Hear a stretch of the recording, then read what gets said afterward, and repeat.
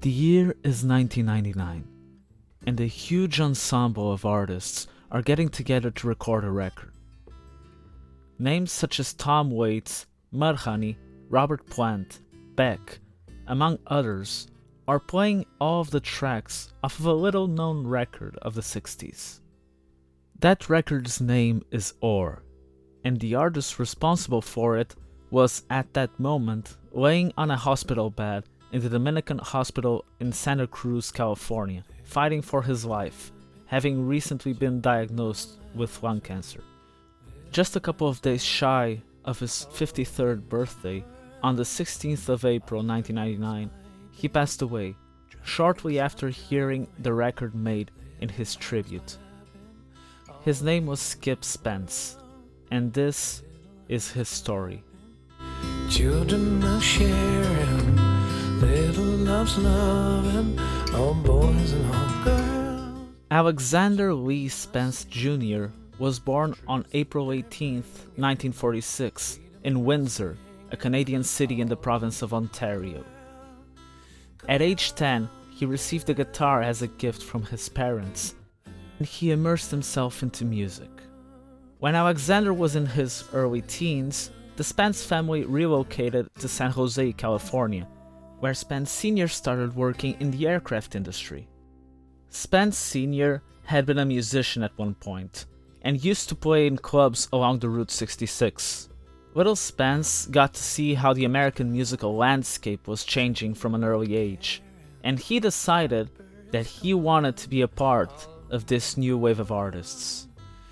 In 1965, at the age of 19, now going by the name Skip, he was supposed to start playing for the psychedelic rock group Quicksilver Messenger Service after passing an audition in the Matrix Club to join them as their new guitarist. The owner of the club, Marty Balin, was at the time looking for a drummer for his relatively new band Jefferson Airplane, and when he saw Skip rehearse, he knew immediately that he was going to be his new drummer. According to biographer Jeff Tamarkin, Balin simply turned to Skip and said, "Hey man, you're my drummer." And so he became the drummer of Jefferson Airplane, simply because Balin thought he would look cool as the drummer on stage.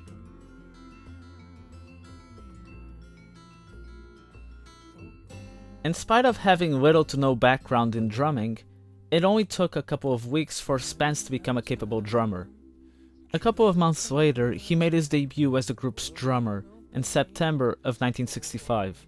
In November of the same year, the band's manager, Matthew Katz, got the band a record deal, and in December, recording started for what would be Jefferson Airplane's debut record. It's no secret. Jefferson Airplane Takes Off was released on August 15th, 1966, but Skip was no longer with the band at that time, having departed from it in May of that same year. Here we have a contradiction. Jefferson Airplane's bassist, Jack Cassidy, stated that the reason was due to creative restrictions. Quoting him, "Skip was really multi-talented, with a good energy about him. He wanted to write songs and play guitar, but the Airplane had enough of those people already."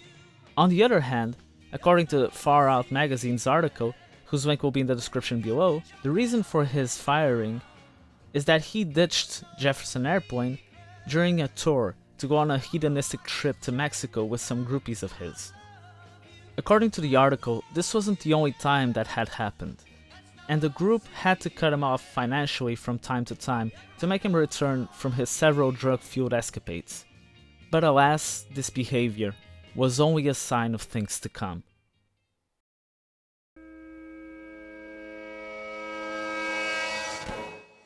Having departed from Jefferson Airplane, Skip, alongside manager Matthew Katz, started assembling a new group in which he could flourish more as a guitarist and songwriter.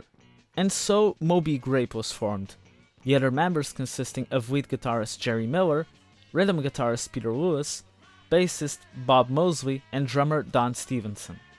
The band's self-titled debut record came out in the summer of the following year, and is now regarded as a psychedelic rock classic. Skip contributed to a few songs on the record, like its closer Indifference, and is responsible for what's probably the best song not only of the record, but of Moby Grape's whole catalog, Omaha. For the second record, Columbia Records, the label who signed Moby Grape, demanded the group to record in New York. And here is where things started to go awry. Although Spence had been all over hard drugs and hard liquor in the previous couple of years, the situation got truly out of hand when the band moved to New York. His intake of acid would reach Syd Barrett levels, or even higher, and it made his mental health go down the drain, which led to the now infamous fire axe incident, where he axed the door in the Albert Hotel in New York because he hallucinated he was the Antichrist and wanted to kill drummer Don Stevenson to, quote, save him from himself. What happened to Skip was described by bandmate Jerry Miller in the following manner. Skippy changed radically when we were in New York. There were some people there that were into harder drugs and a harder lifestyle, and some very weird, and so he kind of flew off with those people. Skippy kind of disappeared for a little while. Next time we saw him, he had cut off his beard and was wearing a black leather jacket, with his chest hanging out, with some chains, and just sweating like a son of a gun. I don't know what the hell he got a hold of, man, but it just whacked him. And the next thing I know, he axed my door down in the Albert Hotel. They said at the reception area that this crazy guy had held an axe to the doorman's head.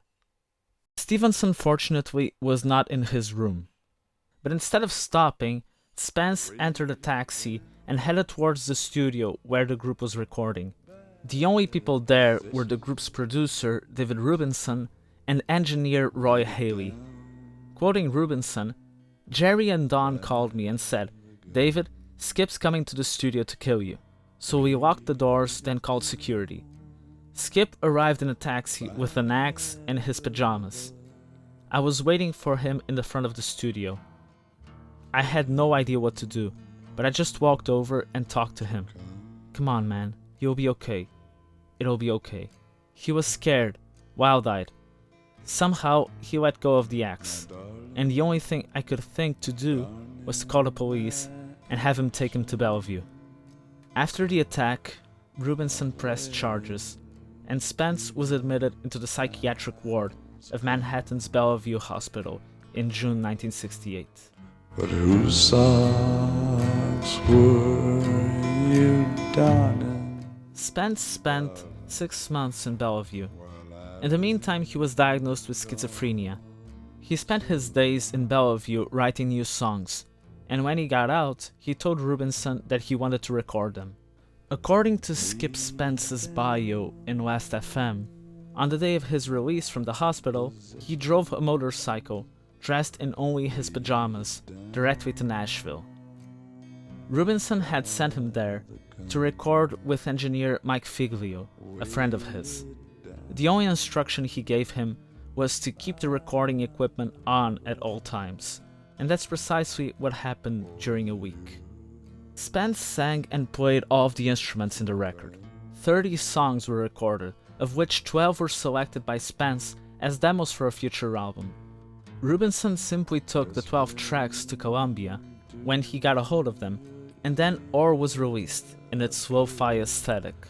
Ore was at the time marketed as music from a crazy person, and that label made the record undesirable to people from day one. The fact that there was absolutely no promotion for the record as well didn't help. It was rumored at the time that it was the least sold album of the year by Columbia, and the album was dropped by the label in the following year. In the day of the record's release, Peter Lewis and Spence went to LA because Lewis wanted to check the record out. Neil Young's debut had come out in the same day, so Lewis bought both records. Here's what he had to say about it. I remember buying them both in a record store and going into a listening booth with Skip. I realized he had made a masterpiece and Neil's was totally jive. But Neil got famous and Skippy went to the streets, and that's something I live with every day. Spence was curiously not the only one with mental health issues in Moby Grape. Bassist Bob Mosley had also been diagnosed with paranoid schizophrenia while serving in the military. The group had also had issues with manager Matthew Katz, whose abusive management would probably need its own video to be properly explained. This resulted in the band releasing a few more records, with lineups being more volatile. Spence exited the group in '68, appearing on a track off of their third record, Moby Grape '69. He then appeared on their fifth record, 20 Granite Creek, released in 1971, but by then he was a shell of his former self.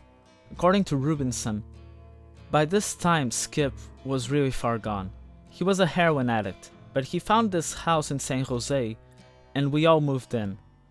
We set up the recording equipment in a truck outside and put the instruments in the living room.